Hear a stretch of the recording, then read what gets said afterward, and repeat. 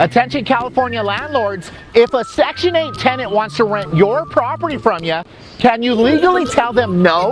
Well, in today's video, I'm going to go over it, and I think you're going to be pretty surprised. So in the state of California, the answer is generally no. No, you can't deny them. Come on, you're better than that. So real quick, let me break this down for you.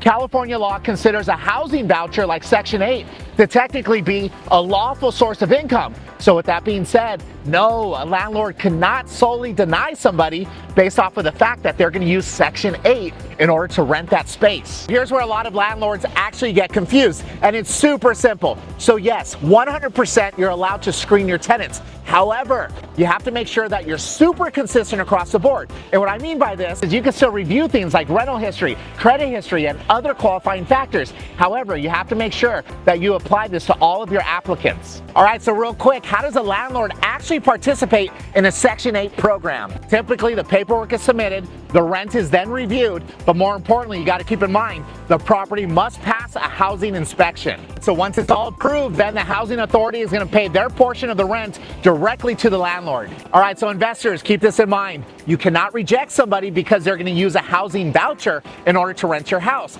However, across the board, as long as you're consistent, you are able to screen them just as you screen any other applicant. Keep that in mind.